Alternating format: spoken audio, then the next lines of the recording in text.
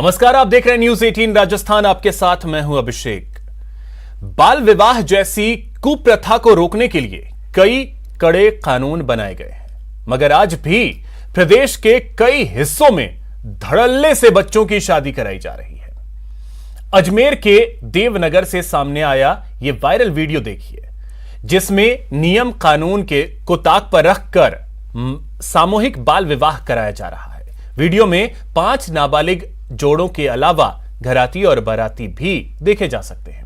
School की dress पहनने की उम्र में इन बच्चों को समाज में फैली कुरीति के कारण शादी का जोड़ा पहना दिया गया। वायरल वीडियो 2 दिन पहले अक्षय तृतीया के दिन का बताया जा रहा है। अजमेर एसपी ने बाल विवाह का वीडियो सामने आने के बाद मामले की जांच के आदेश दिए हैं। बता दें कि नागौर जिले में भी अक्षय तृतीया के दिन 2 मासूमों का विवाह कराने पर 5 लोगों को गिरफ्तार किया गया। ऐसे में अब बड़ा सवाल यह है कि इस कुरीति को रोकने के लिए बनाए गए नियम कानून नाकाफी हैं क्या? तो इन तस्वीरों को आप देखिए। ये तस्वीरें अजमेर से सामने आई। अब इन तस्वीरों को देखकर आप अंदाजा लगा सकते हैं कि इतनी छोटी सी उम्र, जब इन्हें आप स्कूल में देखते हैं, क्योंकि अभी इनकी उम्र पढ़ने लिखने की है, अपना जीवन बनाने की है, अपना करियर बनाने की है, और इस उम्र में इनकी शादी कराई जा रही है। तो आप अंदाजा लगाइए कि इन नादानों की शादी करवाने के बाद इनका भविष्य क्या होगा।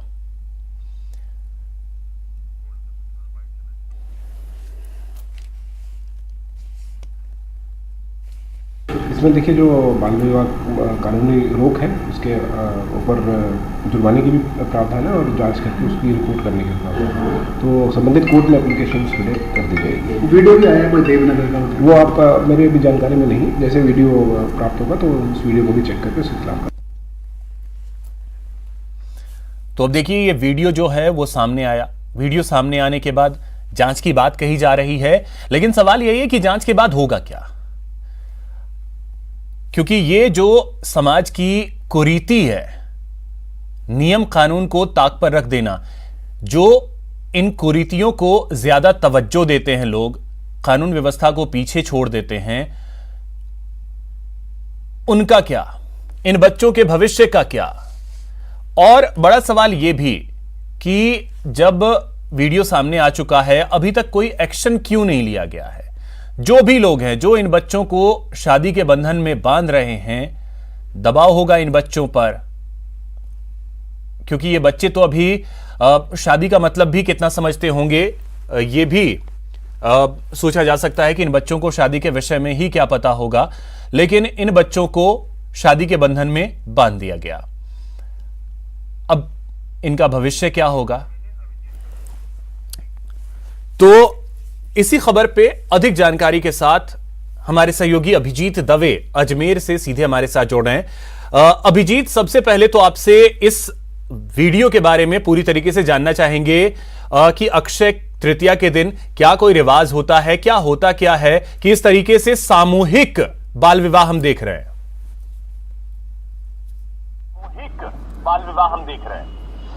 देखिए अभिषेक, ये जो सोशल मीडिया पर वीडियो वायरल हुआ है, ये बताया जा रहा है कि 3 मई का अक्षय तृतीया जो आखा तीज के रूप में ये पर्व मनाया जाता है, और कहा जाता है कि अबूझ सावा होता है। इस दिन शादी के लिए कोई मुहूर्त निकालने की आवश्यकता नहीं होती है। इस दिन बिना मुहूर्त के भी शादियां होती हैं।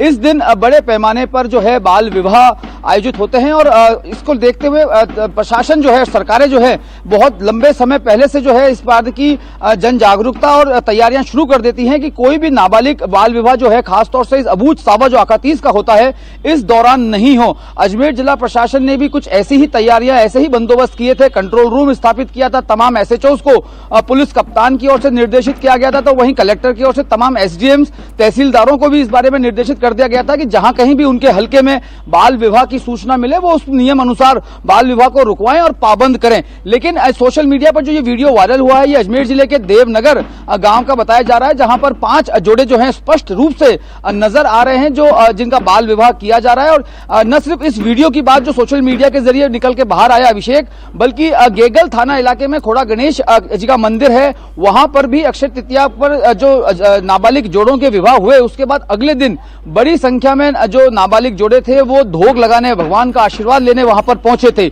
इस पूरे घटनाक्रम पर जब वीडियो सामने आया, उसके बाद जब एसपी विकास शर्मा से बात की गई तो उन्होंने कहा कि मंदिर में जाने से तो किसी को रोक सकते नहीं है, मंदिर धार्मिक स्थलों पर जाने से किसी का कोई रोक नहीं है, कोई प्रतिबंध नहीं है, लेकिन जो जिस तरह का वीडियो देवनगर गांव से निकल के आया है नाबालिग जोड़ों के विवाह का, उसको लेकर उन्होंने कहा कि ये पूरा वीडियो जो है उनकी जानकारी में अब लाया गया है मीडिया की ओर से। उसके बाद संबंधित पुलिस थाने से इस पूरे मामले की जांच की बात कही है। वहीं इस पूरे मामले में जो एडीएम सिटी है भावना गर्ग, उनसे हमारी बात हुई तो उन्होंने भी इस वीडियो के बारे में स्पष्ट जानकारी नहीं जुटा पाई, लेकिन उन्होंने ये कहा था कि सेकंड के लिए मैं आपको रोक रहा हूं। इस वक्त हमारे साथ भावना गर्ग जी जुड़ गई हैं, जो कि एडीएम सिटी हैं अजमेर की। भावना जी, बहुत स्वागत है आपका न्यूज 18 राजस्थान पर।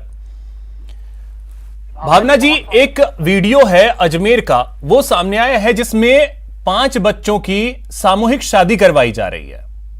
वीडियो के बारे में आपको कितनी जानकारी है?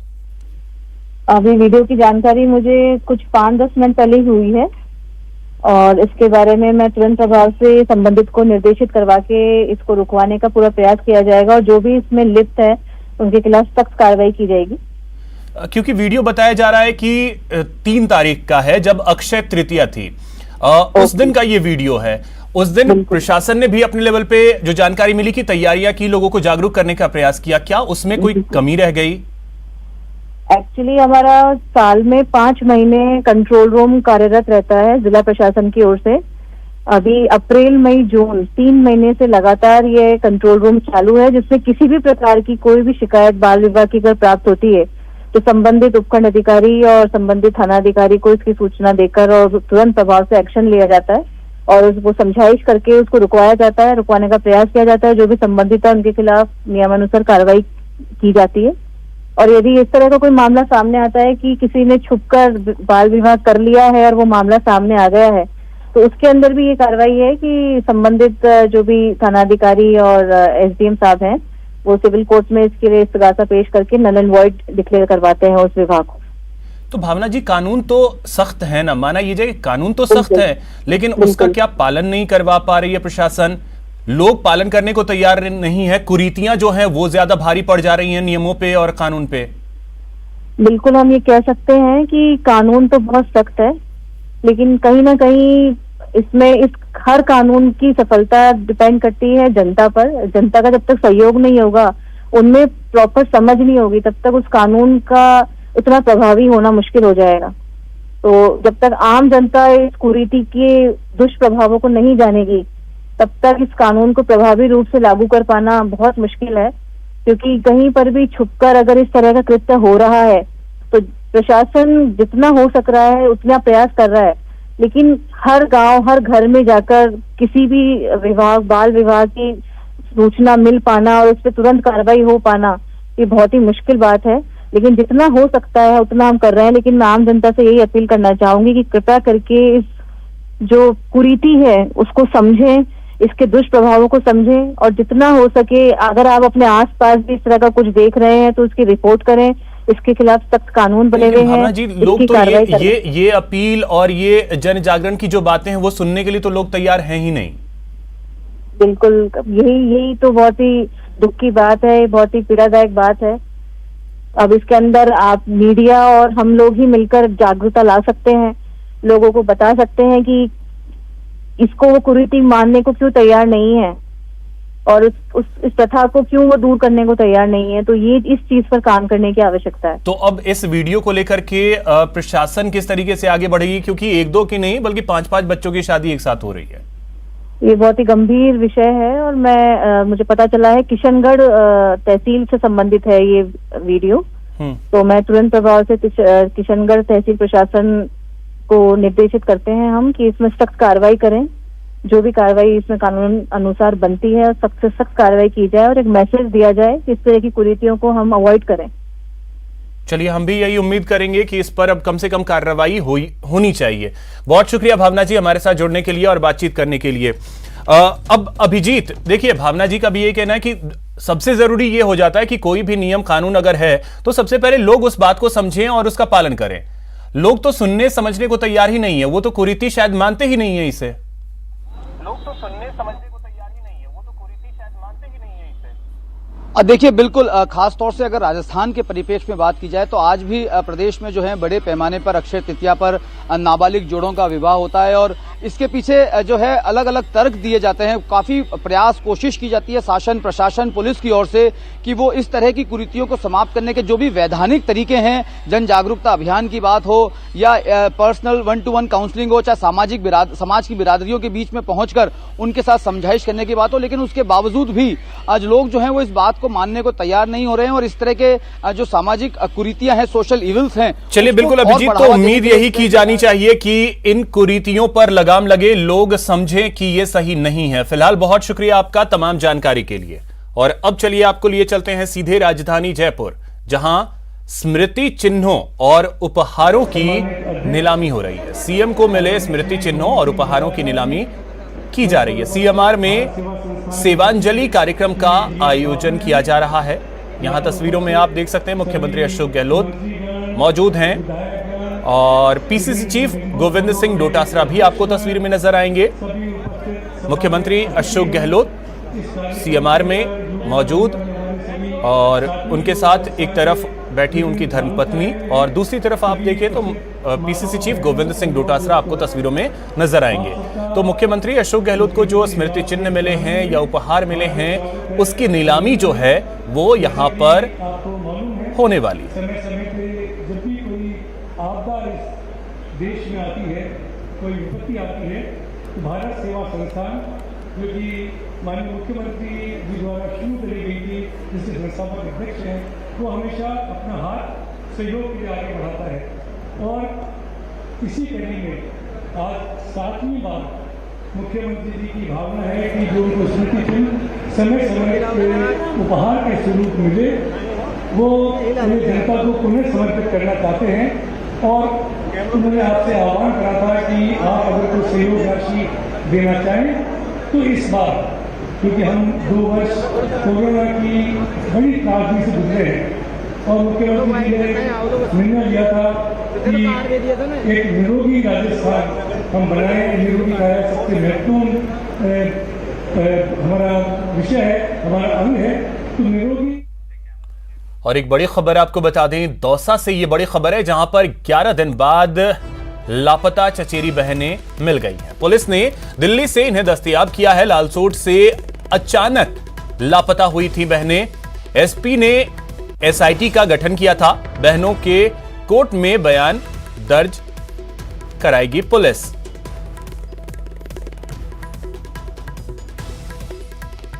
तो पुलिस के लिए बड़ी कामयाबी है। लालसोट से अचानक जो 2 चचेरी बहनें हैं वो लापता हो गई थीं और दिल्ली से इन्हें दस्तयाब किया गया है। एसपी ने एक एसआईटी का गठन किया था। एसआईटी को यह कामयाबी मिली।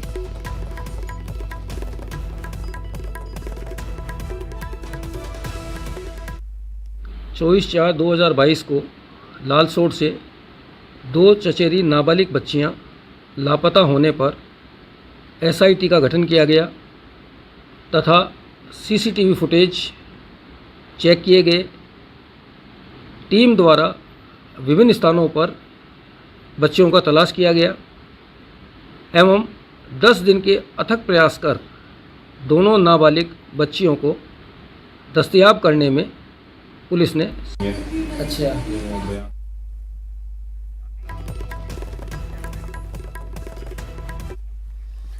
हनुमानगढ़ में एसीबी का एक्शन देखने को मिला है। शिक्षा विभाग का जूनियर अकाउंटेंट ट्रैप किया गया है। 15,000 रुपए की घूस लेते हुए कमल कुमार को ट्रैप किया गया है। रिटायर होने वाले कर्मचारी से रिश्वत मांगी थी।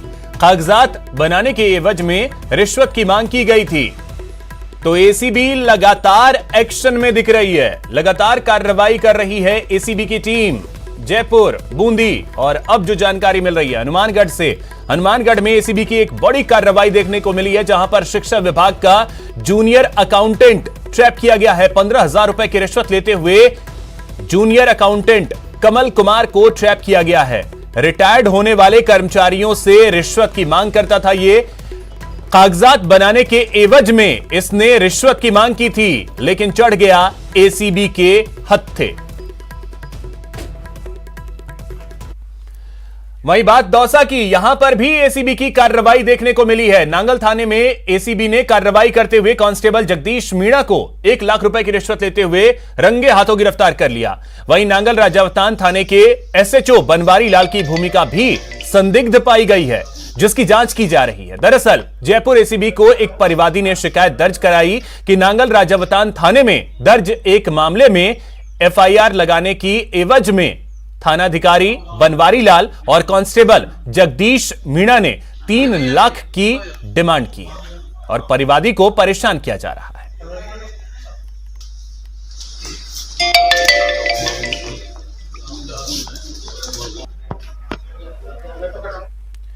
वहीं भ्रष्टाचार के बड़े हाई प्रोफाइल केस में एसीबी ने बड़ी कार्रवाई की है। राजस्थान टेक्निकल यूनिवर्सिटी के वाइस चांसलर प्रोफेसर रामावतार गुप्ता को एसीबी की टीम ने 5 लाख रुपए की रिश्वत के साथ गिरफ्तार कर लिया। कार्रवाई एसीबी की टीम ने जयपुर में एमएनआईटी के सरकारी गेस्ट हाउस में की। एक निजी कॉलेज के संचालक ने एसीबी के हेल्पलाइन नंबर पर शिकायत दर्ज करवाई थी, जिसमें बताया गया था कि कोटा स्थित राजस्थान टेक्निकल यूनिवर्सिटी के वाइस चांसलर प्रोफेसर रामावतार गुप्ता उनसे 10 लाख रुपए की रिश्वत की डिमांड कर रहे हैं।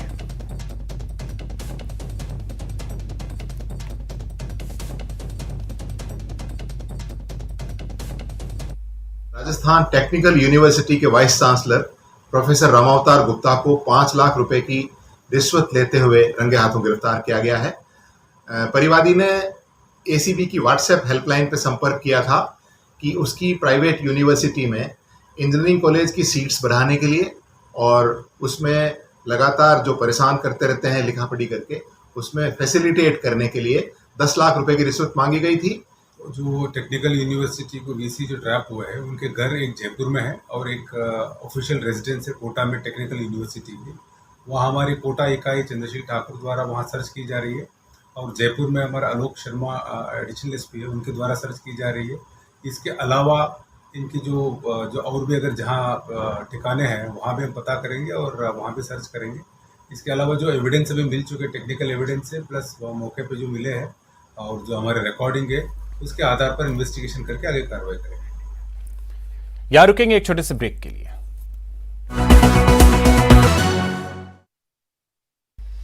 ब्रेक के बाद आपका स्वागत है। जोधपुर में 2 मई और 3 मई को क्या कुछ हुआ और अब तक इस पर पुलिस की ओर से क्या कुछ कार्रवाई हुई, इस पर पुलिस ने स्टेटस रिपोर्ट पेश किया है। एसीपी चक्रवर्ती सिंह ने पत्रकारों को बताया कि अब तक इस मामले में 100 से अधिक लोगों को गिरफ्तार किया गया है, जिनमें से 20 को सीसीटीवी फुटेज के आधार पर पुलिस ने पकड़ा है। पुलिस ने बताया कि अब तक हिंसा के मामले में 14 एफआईआर दर्ज हुई हैं। पुलिस के मुताबिक अब तक इसमें किसी भी बाहरी शख्स या संस्था की संलिप्तता के सबूत नहीं मिले हैं।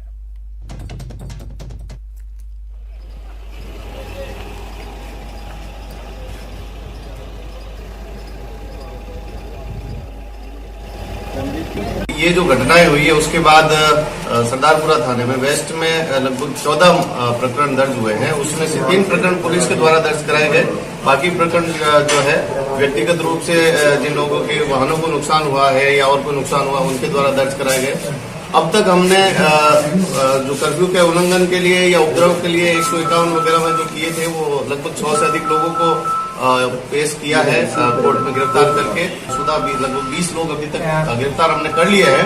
उनको कोर्ट में पेश करके हम उनके जो है पीसी रिमांड के लिए कोर्ट से निवेदन करेंगे और हमारे साथ में अन्य एजेंसियां भी है, क्योंकि हम इस मामले के पूरी तह तक जाना चाहते हैं कि क्या इसके पीछे कोई इस तरह का कोई बड़ा षड्यंत्र था, अन्य कोई कॉन्स्पिरेंसी थी, किन किन लोगों का इसके पीछे हाथ है। जगह जगह जो हमारे सीसीटीवी फुटेज है, कुछ अभय कमांड सेंटर के फुटेज है जिनको भी हमने चेक किया है। उसके अलावा जो लोगों ने अपने प्रतिष्ठानों पे लगा रखे हैं, घरों के आगे लगा रखे हैं, उनको भी हम कर रहे हैं। पुराने इस तरह के मामलों में कौन इन्वॉल्व रहे उनके भी रिकॉर्ड हम खंगाल रहे हैं और जो हमारे पास आइडेंटिफाई हो चुके हैं उनसे हम जो है पूरी सख्ती के साथ पूछताछ करके और इसका खुलासा करेंगे।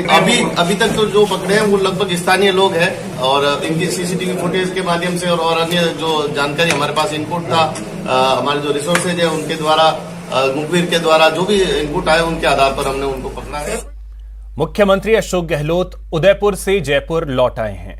जयपुर रवाना होने से पहले सीएम गहलोत ने बीजेपी पर जमकर हमला बोला। इस दौरान उन्होंने हिंसा के लिए बीजेपी को जिम्मेदार ठहराया।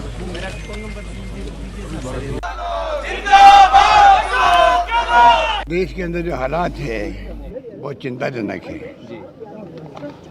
उसकी चिंता सबको लगी हुई है। जिस प्रकार धर्म के नाम पर, जाति के नाम पर राजनीति हो रही है, खतरनाक है, खतरनाक है। अच्छा लग सकता है कुछ लोगों को, पर देश हित में नहीं है। देश अगर 70 साल के बाद में भी एकजुट रहा, रशिया टूट गया, कई टुकड़े हो गए, हमारा मुल्क एक रहा, अखंड रहा, सभी जाति, सभी धर्म, सभी बोलियाँ, सभी भाषाएं अलग अलग है, तब भी हम लोग एकजुट रहे।